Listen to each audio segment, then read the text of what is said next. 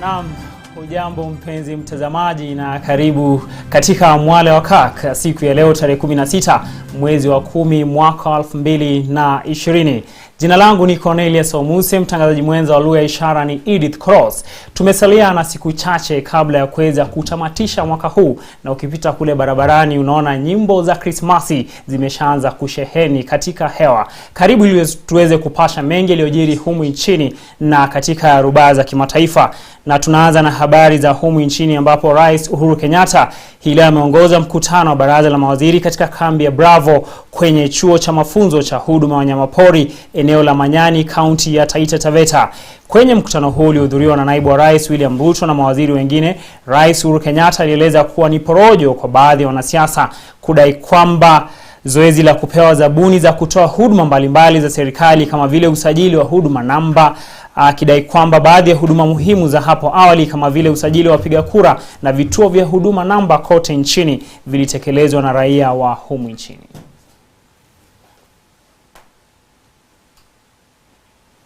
Mtazamaji, taarifa hiyo itawajieni muda mfupi ujao. Kwingineko ni kwamba baadhi ya viongozi kutoka eneo la bunge la Rabai, kaunti ya Kilifi, wamelalamikia kila wanachokiita kuhangaishwa kwa mbunge wa Malindi Aisha Jumwa, wakidai kwamba masaibu ya Jumwa yanasababishwa na serikali ya Kenya. Madai haya yanatokea siku mbili tu baada ya afisi ya mkurugenzi wa mashtaka ya umma kuidhinisha mashtaka ya mauaji dhidi ya Jumwa.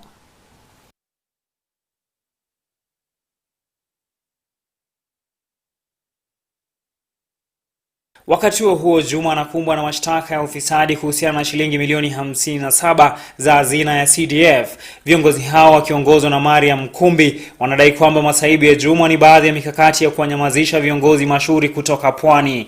Viongozi hao vilevile wamelalama kwamba serikali imekuwa ikiwanyima wakazi wa Pwani faida za madini yanayopatikana maeneo hayo, na kiongozi yeyote anayetetea maslahi ya wananchi waandamwa visivyo. Ya mama Aisha Jumwa imejitokeza kusimamia na haki za wapwani.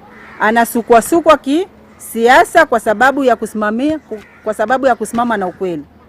Basi kama wakazi wa Kilifi tunaomba vitengo vya serikali vinavyohudumia mwananchi visikubali kutumiwa kisiasa. Mohamed Matifo ambaye ni mwanaharakati wa kisiasa amesema Juma ni tishio kubwa kwa wale ambao huwadhulumu wakazi wa Pwani, na hivyo basi hiyo ndio sababu kuu ya yeye kuandamwa. Mheshimiwa Aisha Jumwa kutengeneza chama hiki cha Wapwani na waweze kumuunga mkono, hatimaye hivi vita vitamalizika.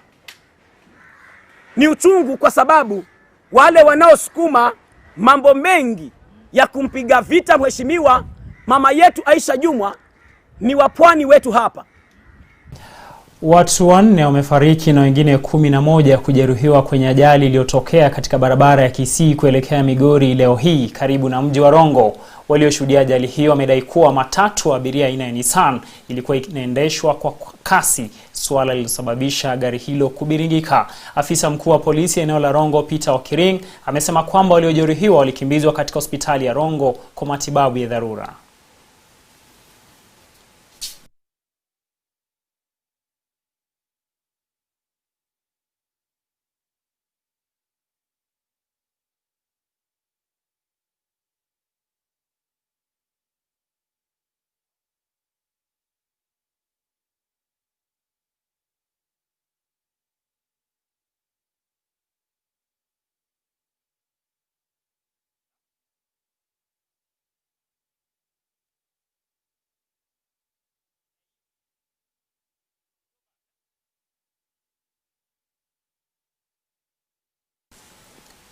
Mtazamaji, kwa sasa tupate hotuba yake Rais Uhuru Kenyatta mapema hii leo.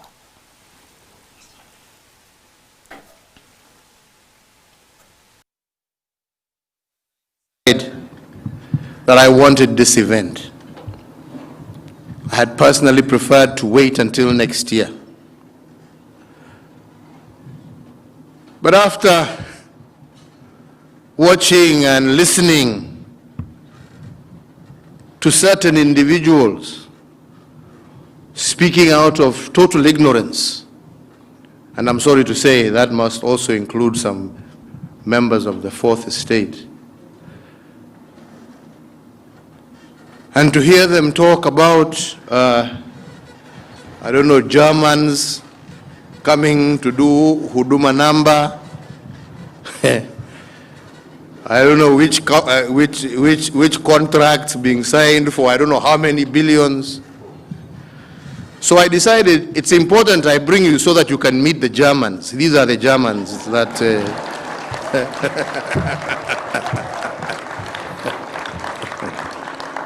so you can meet them in person and ask them all the questions that you have.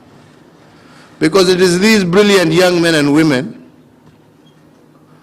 who just with a little bit of financial support and using their ingenuity have helped us to develop a platform that allowed us to do our census and deliver the results of a census in record time until we have countries from all over Africa, including Europe, wanting to know how did you manage to develop that system. These are the Germans that did that work. Tukielekea mashinani ni kwamba huenda kukatokea hali ya mtafaruku baina ya wahudumu wa matatu na serikali ya kaunti ya Nakuru baada ya bunge la kaunti hiyo kuidhinisha kurudi kwa wahudumu hao katika mji huo. Akizungumza katika shughuli ya ufukizaji katika mji huo, uongozi wa wahudumu wa matatu umesema kwamba matatu itaanza kuingia katikati ya mji huo, hali ambayo huenda ikailazimu uongozi wa kaunti hiyo kuelekea mahakamani kupinga. Gavana kuweka mikakati ya kuweza kurudi kwa kaunti. Sasa nao county assembly ama waheshimiwa wa assembly wakaweza kuiweka nguvu ya kwamba tunafaa kurudi kwa kasi yetu. Kwa hivyo wakati walipitisha hiyo msaada, tukaona sasa hakuna haja ya kuharibu wakati, tuweze kurudi kwa maofisi yetu tuandae ili kazi iweze kuanza mara moja. Wakazi wa kijiji cha Magwar katika wadi ya Lego Mashariki kaunti ya Siaya wanaomba serikali kuchunguza kundi la watu ambalo limekuwa likiitisha maelfu ya pesa kutoka kwa wananchi ili kukamilisha shughuli ya kuunganisha stima majumbani mwao. Wakazi hao waliandamana wakisisitiza kukamilishwa kwa mradi huo. Wamedai kwamba kuna miongoni mwao wakiwa wanaoshukiwa kuwa wafanyakazi wa kampuni ya Kenya Power ambao wamekuwa wakizuru kila nyumba wakiitisha 25,000 pesa taslim kabla ya kuunganisha stima.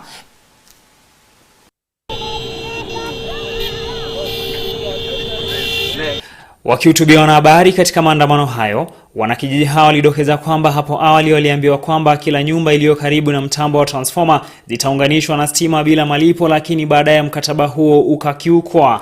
Wakati huo Cheng Owino ambaye ni mmoja wa wakazi wa eneo hilo alikiri kwamba baadhi ya wafanyakazi wa kampuni ya stima nchini wamekuwa wakitoa vitisho vya kuondoa mitambo ya transformer katika maeneo hayo iwapo wakazi hawatatoa fedha. They told me that for me to get the power I was to pay 25,000. After which I asked if I were to pay 25,000 and the pole was brought near me, why and why? They insisted that I pay 25,000 for registration. After which the meter will be brought to me and the authority will be given to me to install the power. Kaimu meneja wa kampuni ya stima nchini eneo la Siaya Martin Karubare alikana kujihusisha na wafanyikazi wa kampuni hiyo katika kuwaibia wananchi pesa na akaonya wananchi dhidi ya kutoa hela zozote kwa watu wasiofahamika. Kwingineko mtazamaji ni kwamba huenda kina mama wajawazito katika kaunti ndogo ya Magarini wanalazimika kulipa hela ili kupata huduma za uzazi licha ya huduma hiyo kutolewa bure chini ya mpango wa Linda Mama. Shirika lisilo la kijamii Kwacha Afrika limefanya utafiti na kubaini kuwa kina mama wajawazito wanalipa shilingi 1,500 kwa huduma za uzazi. Shirika hilo limebaini kuwa fedha zinazotolewa na mradi wa Linda Mama ili kugharamia huduma za kujifungua zinatumika kuwalipa wahudumu wa afya, kwani serikali ya kaunti haijawasilisha fedha za mishahara. Mkurugenzi mkuu wa Kwacha Afrika Evans Kasena amesema kuwa utafiti uliofanywa na shirika hilo umebaini kuwa vituo kadha vya afya eneo hilo vinapitia changamoto kama hiyo.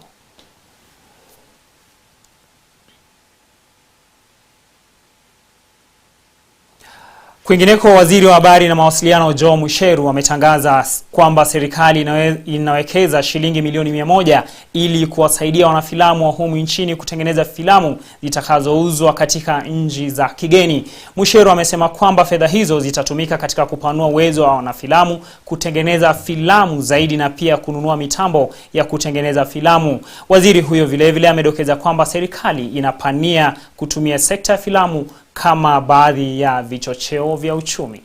Not only are they increasing, but we've also seen foreign movies that have actually still been coming and working on ensuring that this pandemic is not going to slow down the sector, but really scale and grow the sector. Mtazamaji, taarifa hiyo inatupa fursa ya moja kwa moja kwenda mapumzikoni. Katika awamu ya pili ya taarifa hii kuna mambo pengine ya kushtua au ya kutia moyo ya kwamba baada ya hiki kufanyika kingine huenda kikatokea, ambapo tuko na mgeni studioni ambaye katika umri mdogo aliweza kujipata kama mwanajeshi katika msitu kupigana na kufanya mambo mengine ambayo utasikia. Usiende mbali.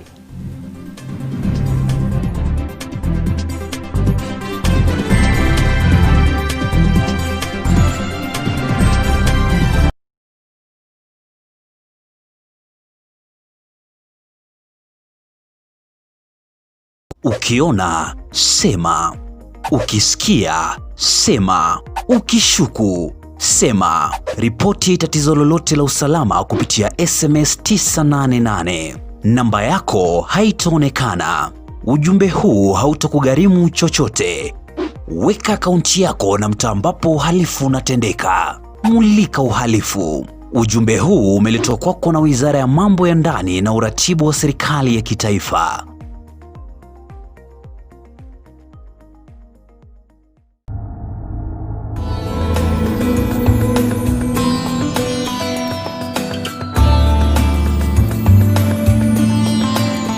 A tree begins as a seed. A marriage is instituted. You now embark on the work of watering it, cultivating it, Creating legacies from one generation to the other. That is what growing families takes. And for powerful discussions on family as we answer questions, demystify myths, and touch on those controversial topics, tune into Kirk TV as we talk a whole lot more about family. As we grow my family, grow your family, and grow our families. Because a stable family is a stable society. Join me, Faith Kaulu, together with Reverend Edward Karanja and Professor Catherine Gashuda on Transforming Families, right here at Kirk TV.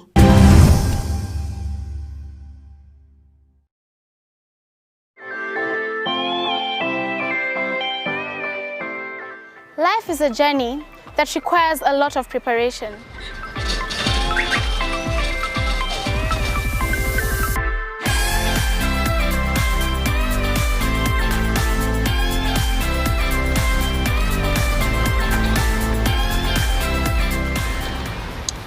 Guys, are you ready? Yes, we're ready. Let's buckle up. A lot can happen along the way. But this is maybe badia. Hey.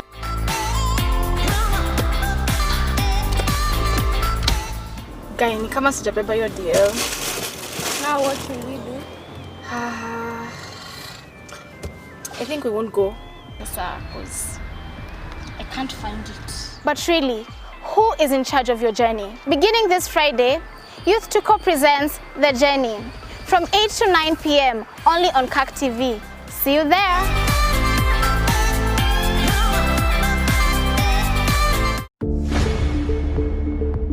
We get close to you. We allow you to tell the story. There's no health without mental health. How does one live without one breast? It all comes down to the choices that we are making. We have had several people buried through cancer. It's a privilege. Some part of the brain will have to die. It's very hard for people to come out and say that I'm going through this. Love, care, to educate, inform, and inspire. On Health Nuggets, we listen, tell, and impact. Your health matters. Your health matters. Your health matters.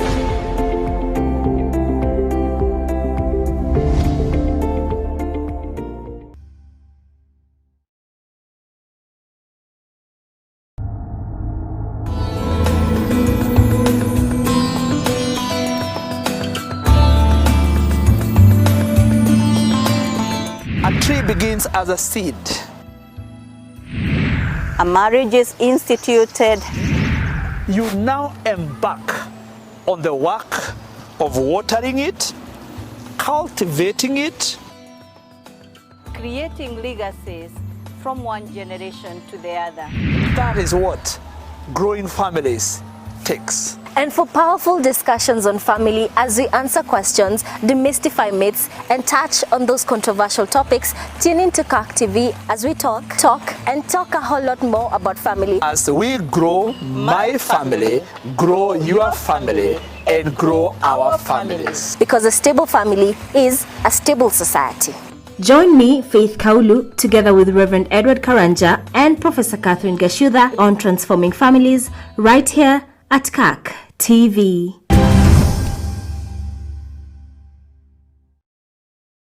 The Bible should play the most important role in the life of a Christian regarding making decisions, major or minor.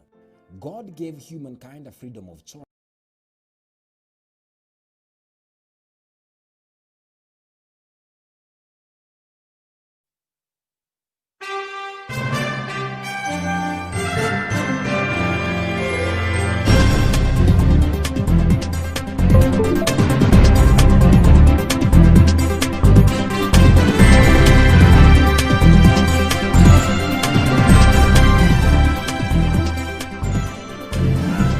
Karibu tena mtazamaji, na shukran za dhati kwa kuendelea kuwa mwandani wa dhati wa Kirk TV.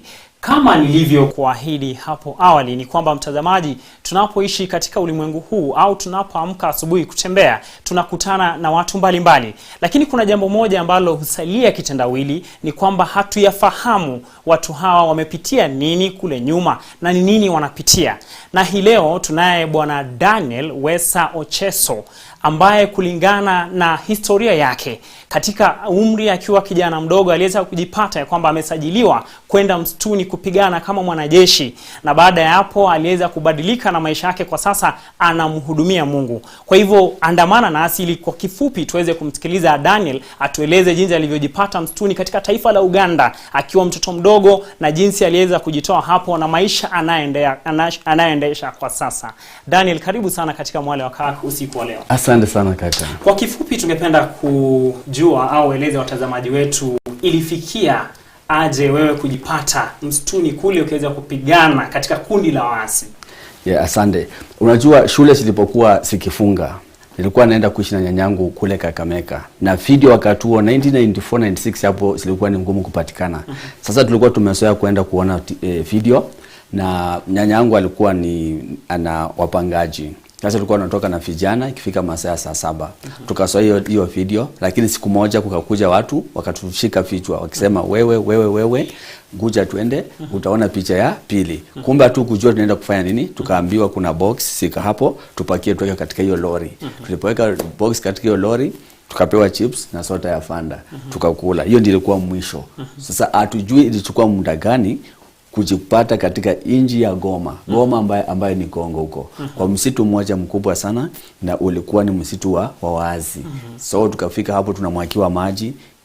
Tulikuwa vijana 7. Maji ya nini? Maji baridi ili tuamke. Maana tulikuwa tumelala. Hasa swali lilikuwa ni moja. Kijana wa kwanza akaulizwa, will you cooperate or not? Akasema hapana. Wanakushika hivi mikono, wanakata mikono yote, wanatupa mbali. Unakatwa mikono iwapo hutashirikiana nao. Wa kwanza alikuwa 8 years. Akakatwa. Ulikuwa na umri wa miaka mingapi wakati huo? 15 years. So akakatwa, akatupwa kando, akableed mpaka akakufa. The second one akaulizwa the same question, will you cooperate or not? Akasema no. Obvious boys watataka mama. Na akasema hapana, mimi pia nataka mama. Akakatwa, akatupwa. Shukran. Kwa kifupi, baada ya nyinyi kukubali, wewe mwenyewe ulikubali? Mimi nilipokubali nikapona. Sasa baada ya hapo mlichukuliwa mkapelekwa wapi? tulianza kufunzwa vita katika msituni, kupika na mambo ya udaktari, na hapo ndio vita sasa silianza. Sasa ni masuala ya kufundishwa bunduki. Sasa tukajoin LRA, Lord and Resistance Army, ambayo ni kikosi cha waazi. So tukaanza kulishwa kwanza ati tusoe. Sasa kulishwa kwanza ni nyama ya mtu. Mnalishwa nyama za watu. Unakula nyama ya binadamu. Si ndio inakuja ukipewa chakula jioni, jua kwamba huyo ni binadamu. Wakati utakapokuwa unakula, ukimalizia kukula, ukiona hizo vidole unamalizia nyama, unaona vidole za mtu. Sasa ushakula 3 zimepakisha mbili, unasema shakula nyingi, acha tu niendelee. Kwa hivyo hapo ulikuwa na umri wa miaka 15, uliweza kupigana kwa miaka mingapi katika msitu? Miaka 5. Miaka 5 kwa msituni. Hadi nilipofikisha miaka 20, sababu nilipotoka hapa tukapeleka katika inji moja, katika inji ya huko sasa huko Arabuni huko nje, ndio nikaenda kufanya masuala ya science of weapon. So nilipotoka huko 1998 nilisimama Southern Sudan, ambapo mimi ndio nifunza waasi wa Southern Sudan ni vita sa msituni. So ikafika pale nikakuja kupigana vita za Kongo. Kwa hivyo ulichukua muda wako wa miaka 5 kupigana kule msituni. Hatutaenda kiundani kushughulikia yale mambo ambayo mlifanya, yale ambayo ulikutana nayo. Lakini tungependa sana kujua, baada ya wewe kuwa msituni, umeenda ukapewa mafunzo ya vita na mambo ambayo umeweza kuyataja ni ya kustajabisha, ni nini haswa au katika kiwango kipi ulijipata ya kwamba umeachana na huu mtindo na ukaweza kujiokoa au kuokoka hadi sasa? Nilijikuta wakati nilikuwa commandant, nikajikuta nimehepa. Na bahati mzuri nikakutana na mama mmoja alikuwa anatoka sehemu za hapa Kenya, Murang'a huko. Na nikawasikizwa akiongea Kiswahili, na yeye akaniuliza, unaongea Kiswahili kwani ni wapi? Nikamuelezea. Nikamwambia mimi nataka unisaidie nifike Kenya. Sasa akauliza nitakufikishaje? Nikamwambia pesa si shida. Kwa maana pesa nilikuwa na dola, na akanisaidia kuninunulia manguo, na akaweza kunisaidia, akalipa watu, wakanileta mpaka nikafika Kenya. Ulipofika Kenya ukachukuliwa vizuri, alafu baada ya hapo ni nini kilifuata kwa kifupi, kwa sababu muda wetu unatupa kisogo? Okay, Kenya nilipofika tena nikakuwa muazi, nikakuwa na police uniform, polisi pandia, na nikakuja wakati mmoja tulipokuwa tunaenda kuiba gari ya mtu mashuhuri, na hapo ndio penye niliokoka. Na nikaokoka hizo miaka mpaka wa leo. Yes. Kwa hivyo tangu uokoke hadi kwa sasa hujaifikiria kwamba kuna kile kichocheo ndani yako ya kwamba unataka kurudi msituni au kwenda kufanya uhalifu na kadhalika? Ukiwa ndani ya Kristo ya kale yote yanakwisha. Sasa inafanyika mambo mapya. Shukran sana. Kwa sekunde chache waeleze watazamaji wetu, haswa wale ambao wamejipata katika nafasi wanafanya uhalifu, mtu ajue kwamba anaweza kutoka ama anaogopa ya kwamba hakuna kusamehewa, kulingana na experience yako ya maisha. Kitu ya kwanza, Kenya tuko na kitu kimoja. Ukitokezea wewe umelemewa kule, ukifika katika hii nchi utasamehewa. Ukisimama mahali penye ukiona katika serikali unaokopa, kuja katika kanisani, zungumza, utasamehewa. Kwa sababu maisha ya pale usimalisikie kule. Kuna maisha mazuri baada ya pale. Maana nimesaidika, nimeweza kuenda nchi 8 na nimeona Mungu akiniweka juu zaidi nilipokuwa msituni. Shukran sana Daniel kwa muda wako ambao umeweza kuweza kufika hapa Kirk TV. Tutapata nafasi nyingine ambayo tutaweza kujadiliana haya masuala zaidi, ili uweze kuwapa moyo watu wengine ambao wanataka kuokoka na kuacha mambo mengine. Shukrani sana. Hebu tupate taarifa nyingine ambazo zimesalia. Mtazamaji, habari ya tanzia ni kwamba marehemu mchungaji Milka Njeri Mwiruri amelazwa hii leo katika kijiji cha Korokoro. Milka alikuwa ni mchungaji wa kanisa la PCA parokia Mukuruini.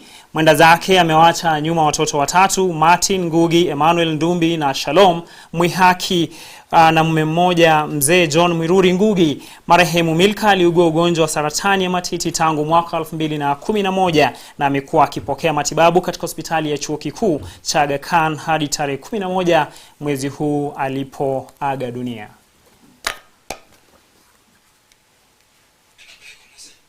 Break. Mtazamaji, tunachukua mapumziko ya muda mfupi kabla tuweze kupata tena habari zingine za dharura ambazo zimeingia studioni. Usiende mbali.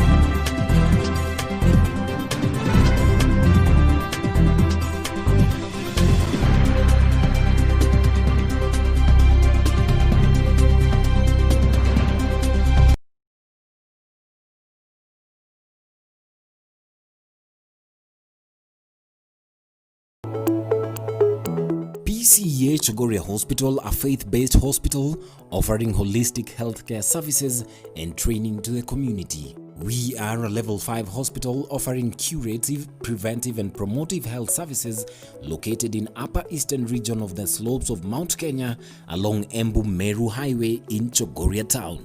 We offer both inpatient and outpatient services. We have resident consultants in surgery, gynecology and obstetrics, physician and pediatrics. We also have visiting consultants for cardiology, oncology, dermatology, psychiatry and ophthalmology.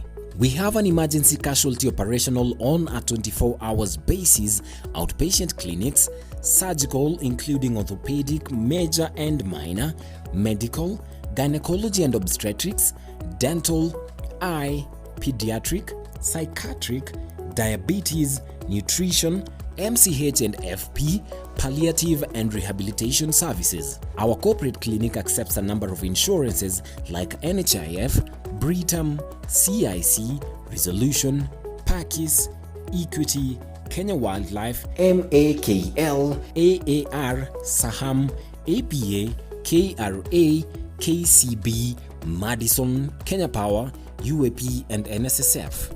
We also have a branch in Chuka Town located right below Family Bank offering outpatient services. Our inpatient services include medical wards, surgical wards, pediatric ward for children, maternity ward, private ward with comfortable individual rooms, and an ICU and HDU for the critically ill patients.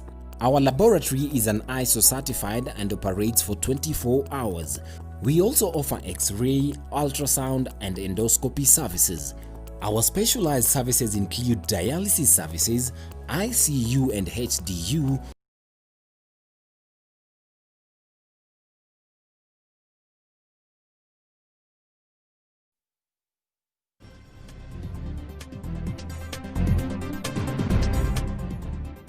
Karibu tena mtazamaji, papa hapa Kirk TV. Taarifa zetu ni zile zinazokuhusu na zinachangia ukuaji wako.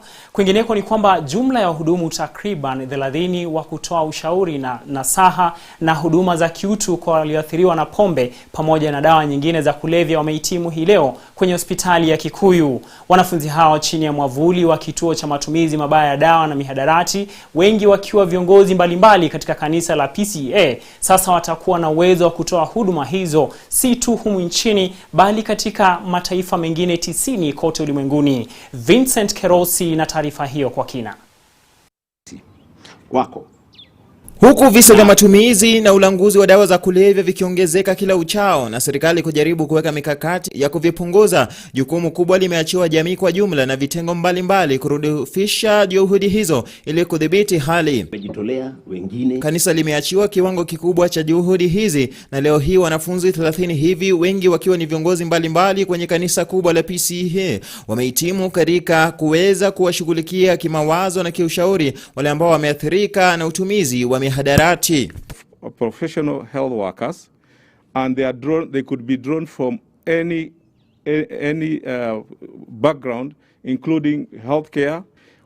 3 things that we are supposed to accomplish is build a professional workforce in this nation. Secondly, is to build capacity so that we are at the grassroots level. And thirdly, is to be able to follow ethics laid down. You know that one of the things that we have suffered most in this country is that some people have been in the profession and do things their own way. So I'm very proud to be here and to know that this team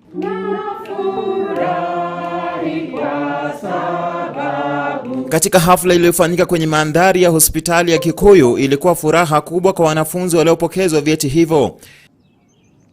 Because already there are people in that trade. And already they are making a lot of money, especially in the coast. So we say this, Odoken. So it is a disease. Some doctors have not agreed it is a disease. They said it's a moral issue, but today it's not a moral issue. After Nakanda, not in Nakanda, after COVID, I'm telling you verily, things are going to be very bad. Viongozi mashuhuri waliohudhuria akiwemo gavana wa kaunti ya Kiambu Daktari James Nyoro wamepongeza hatua hiyo na kuwarai waliohitimu kuwa wa muhimu zaidi katika kupunguza ulanguzi na utumizi wa mihadarati katika jamii. Be able to cater because of the high incidences of mental cases. And there is a correlation between mental cases and drug abuse. Those of you who come from village like me, if you could see a madman, we always thought that that person is mad because he or she is mad. But now we know that condition could have been attributed to substance abuse. Of the people, the other characteristic is that it is able to sacrifice itself for the masses. It is not cheap to have you educated and to have you trained so that you go out now to serve. And therefore the church has sacrificed. As we start here, we have, I think, 3 directors who are graduating with you and who are supposed to be elsewhere, including you, and they are here so that they can go out and serve the people. Bila shaka hii ni hatua moja katika safari ya maili 10 ambayo bila shaka itakuwa yenye muhimu zaidi kwenye vita dhidi ya mihadarati na pombe na kufanya jamii kuwa bora zaidi. Nikiripotia Mwale wa Kirk, mimi ni Vincent Kerosi. Shukran kaka Vincent Kerosi. Marehemu mchungaji Milka Njeri Mwiruri amelazwa leo hii katika kijiji cha Korokoro. Milka alikuwa ni mchungaji wa kanisa la PCA Mihuti, parokia ya Mukuruini. Mwenda zake amewaacha nyuma watoto 3, Martin Ngugi, Emmanuel Ndumbi na Shalom Mwihaki na mume mmoja, mzee John Mwiruri Ngugi. Marehemu Milka aliugua ugonjwa wa saratani ya matiti tangu mwaka 2011 na amekuwa akipokea matibabu katika hospitali ya chuo kikuu cha Aga Khan hadi tarehe 11 mwezi huu alipoaga dunia.